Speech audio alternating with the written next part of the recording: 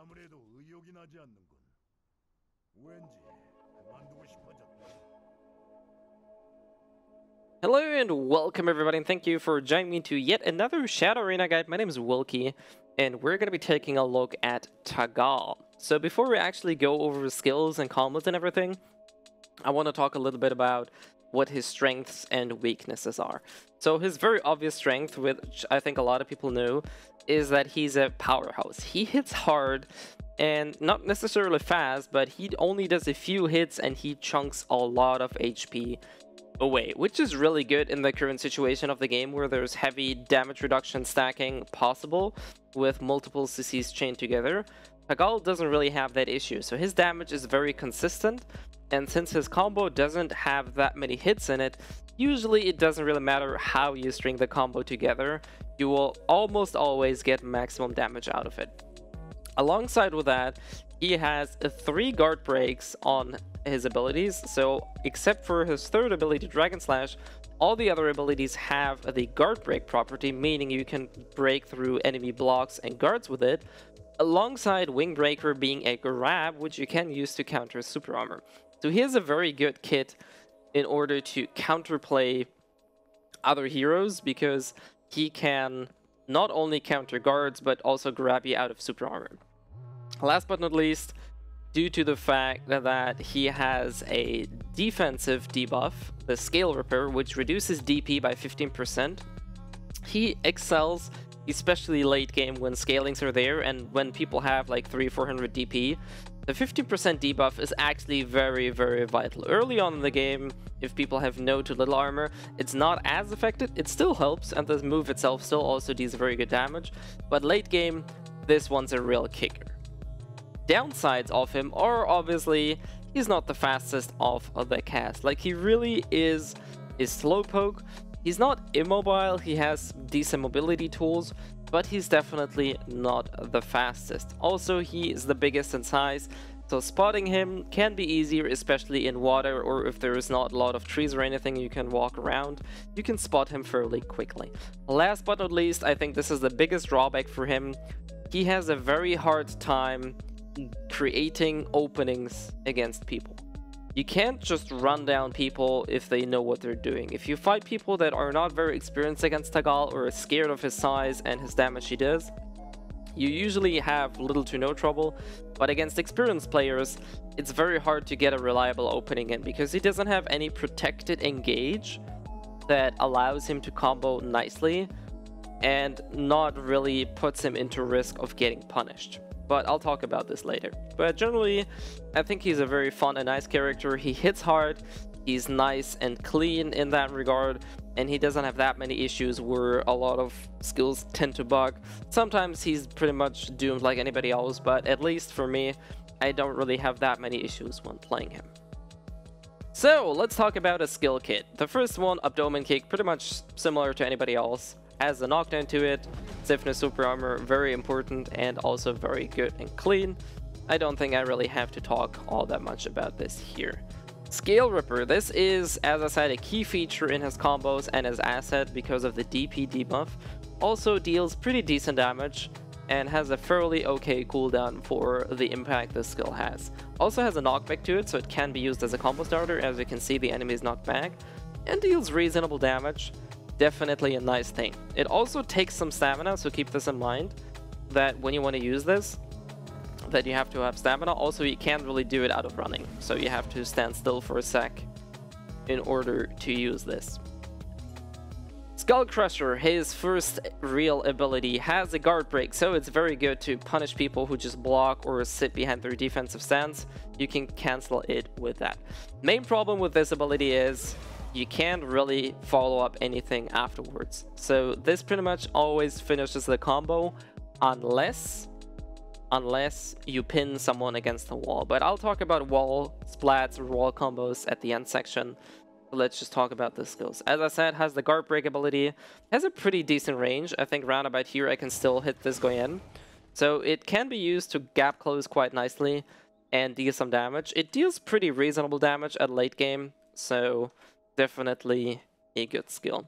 Wing Breaker, it's his grab. It got buffed. Boy, it got buffed. It had a damage increase by 50%. I don't exactly know why, to be honest, because I think the grab already hit very hard, but, well, it's there. The problem with this grab is he has a fairly long animation. So he reaches out, and boom. As you can see here, damage for a level 1 ability is pretty damn huge. Plus, it also slows the enemy. I don't think the movement speed is really that necessary.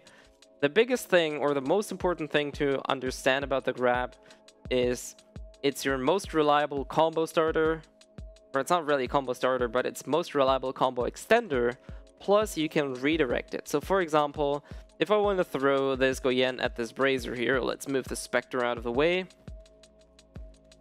So for example, I'm going to grab this Goyen here. I can redirect the grab and throw him against the wall here. This is important to understand. Use your surroundings, because Tagahl can do some very powerful, wonderful things against the wall. However, even if you don't have a wall, there are a few things the grab can be used with.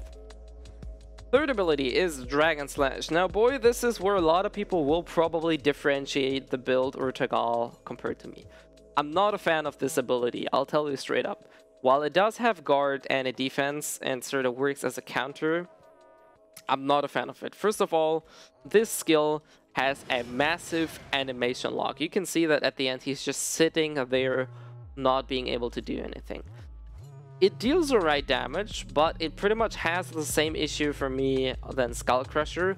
It ends the combo. If there are certain circumstances in place, you can extend the combo. However, in a natural situation, using this ability finishes your combo there. You will not be able to follow up 100% because people can flash out or do some other things because there is a delay. Should you get the ultimate version, things change a little bit, but I don't really think about getting that early because mostly what I use as a combo doesn't really involve the third ability that much, so we're not going to cover that topic for now. Last but not least, we have Dragon Piercer, or Dragon Impaler, my bad. His fourth ability deals very high damage if you get it to fully charge. Honestly, other than third parties or a very hard read, I don't see how you would be able to do this as a fully charged move. However, it can be used in a conjunction of moves. First of all, you can use it after grab for a reliable hit or after a kick. So for example, this here is guaranteed. There's nothing enemies can do. Same as I said about the grab. It works there just as fine. This is pretty much all about the skill section. Generally, the skill order, I start with a grab because I think it's very important. Other people like to start with Skull Crusher, Dragon Slash. I would never start with Dragon Impaler because I think without any other setup, it's kind of hard to use, and the grab just follows up so very nicely with anything else. So I usually start with that, then take Dragon Impaler, then Skull Crusher, then Dragon Slash, and when I have all 4 abilities, I start maxing 4, then 2, then Skull Crusher, and at the very end, I use Dragon Slash. Personally though, I don't like Dragon Slash. Other people usually rush Dragon Slash to ultimate, so it opens up a few combo options. I'm just not a fan of the skill, so I don't really like it. So a few staple combos that I want to show you. Generally, the wind up is always the same. You do want to start your combo with right mouse button. Afterwards, you pretty much have whatever option you want. Usually what I do is this: RB, kick, 2 autos, side auto, grab,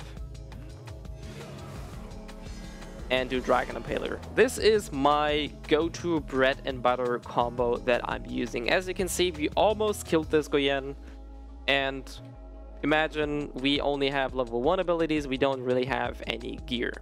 There are different combos, for example, different rotations you could go for. Another combo that I like using is, I turn it around a little bit.